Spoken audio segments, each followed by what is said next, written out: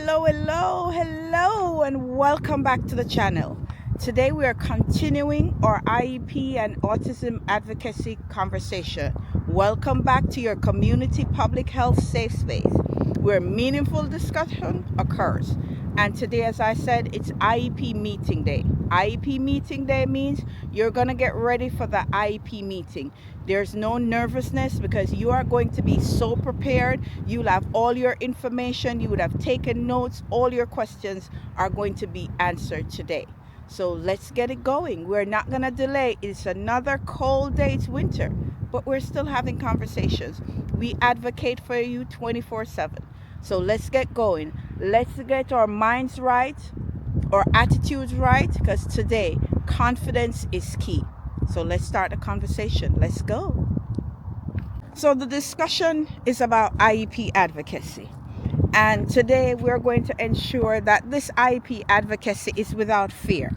So this is for parents who are done feeling intimidated in meetings, who are just focused on ensuring that the rights of their family member and their rights are upheld and maintained.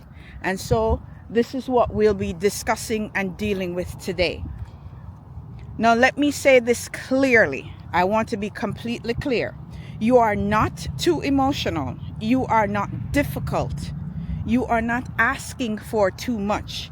I want you to keep this in your head as you start your journey towards this IEP meeting. You are your child's first and strongest advocate. And when you walk into an IEP meeting, you're not asking for favors. You are protecting the rights that are supposed to be due to you.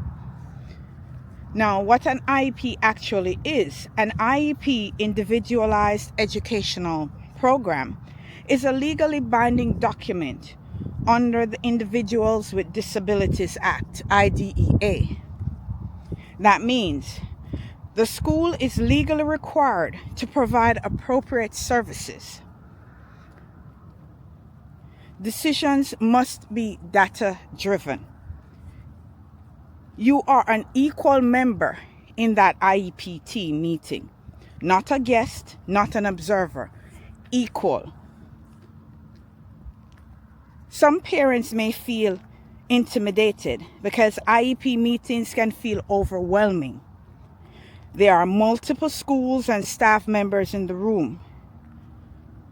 And educational language, we know that. We've been to the meetings. Educational language at times can feel technical and authoritarian. Timelines and procedures move quickly. So we want to ensure that you are prepared. You may feel outnumbered, but don't. Remember, they may have degrees. You have lived experience, life experience, and lived experience or life experience matters. Now, I want to make a shift from fear to strategy. Fear says, what if they get upset with me? Advocacy says, what does my child need to succeed? Instead of, is that okay? Say, can you show me the data supporting that decision? Confidence. This symbols confidence. Instead of, I don't want to be a problem, say, help me understand how this supports my child's goals. You will remain calm, clear, and confident. Your core rights in an IEP meeting you have the right to request evaluations, receive prior written notice, review educational records, disagree with the team, request another meeting, bring an advocate or support person, as well as you have the right to request an independent IEE, that is an independent educational evaluation. And a lot of parents aren't aware that they have the right to this. And so we're going to make sure that you are prepared. If you disagree, you can say, I do not consent to this portion of the IEP at this time. Remember, all things must be done calm, clear, and in a distinct manner. That is not confrontation. That is clarity. Now, as always, we have some real-world questions asked by parents, and I'm going to address them now. The first question, can the school refuse to evaluate my child? They can deny the request, but they must provide prior written notice explaining why. You have the right to challenge that decision. Now, if the request is denied, I want you, as we said in the previous parts, and even now, I want you to always ask for documentation and keep that documentation. We're building a file, we're building records. Okay? The second question, do I have to sign the IEP at the meeting? No. You can take it home, review it, and respond later. Other question, what if I disagree with the team? You can partially consent, request revisions, request mediations, or pursue due process. Disagreement does not make you difficult, it makes you involved. And this is what I want you to understand. Your involvement doesn't have to be something that is aggressive or that makes you feel overwhelmed. Other question, can I record the meeting? In many states, yes, but laws vary. Always notify the school in advance. And it's simply asking a question.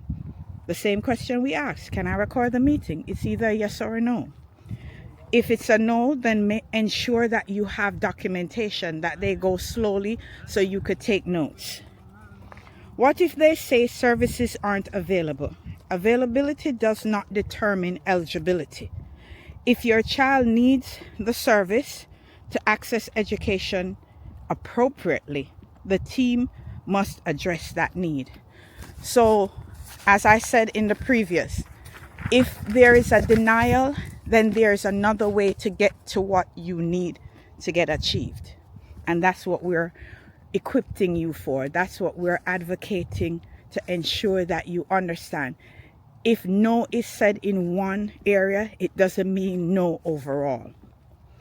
Now, there are myths wherever there are questions and whenever there is policy and process and bureaucracy, then myths occur. And these myths often become a cushion or a comfort for many people. And so, as we always do, we debunk myths. So, let's debunk a few myths. Myth 1. The school knows best. The truth is, schools are experts in curriculum. You are the expert on your child. Myth 2. If I push too hard, they'll treat my child differently. The truth is, retaliation for advocacy is illegal under federal law. Myth 3. More services mean my child is labeled. The truth. Services means support. Support leads to progress. Myth 4. If my child is passing, they don't qualify. The truth here is this. Grades alone do not determine eligibility. Impact on educational performance includes behavior, communication, and social functioning. Myth 5. Once the IEP is written, it is set in stone. Truth. IEPs can be revised at any time. If the team agrees, a change is needed. So before the meeting, preparation is power. Request draft documents ahead of time. Review goals carefully. Write down your top 3 priorities. Bring documentation and consider. I always say consider bringing support. That is someone who will possibly ask questions that you may miss. Preparation reduces anxiety. During the meeting, Stay grounded. If emotions rise, pause, take notes, ask for clarification, request time to review. And this is where your person who you brought for support is important when there's a rise in emotions. You can say, I would like to take this home before signing. You never have to sign on the spot. You're not buying a house. After the meeting, document everything. Send a recap email. Thank you for today's meeting. My understanding is, and you could state from your notes what your understanding is, because when you do this, clarification will be provided. If you make a mistake, if something else needs to be added, then they'll respond to that meeting, that email likewise. Paper trails protect children, protect parents as well. Now, I want you to understand, and this is the goal of it. Advocacy is love in action. So I am sending you love. You are advocating for your child, showing that child love. And professionals who understand what healthcare means and what advocacy means will not get upset because they understand this is a parent or family member's way of loving and caring for their member and their community. One day your child will remember that love that was shown. They will not remember the meeting. They will remember what they felt like, whether they felt supported, whether they felt understood, or whether someone fought for them. That is what they will recall. Advocacy without fear does not mean you aren't nervous. It means you are prepared. And that's what I want you to be. I want you to be prepared. It means you speak anyway. It means you ask questions anyway. It means you show up anyway. You are not that parent. You are the parent your child needs. And that is powerful. I want you to always recall that it is important to walk into a room with confidence.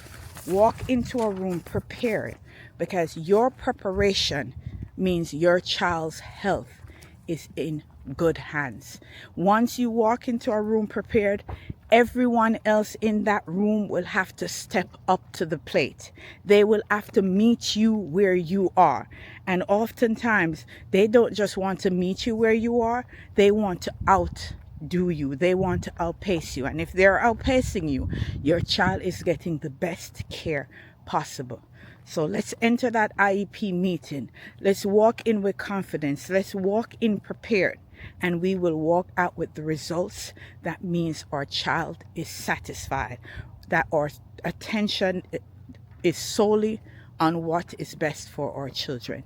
Until next time, part 4, the final part. I'll talk to you again. Let's take a deep breath. Remember, advocacy is what we're here for. Talk to you soon.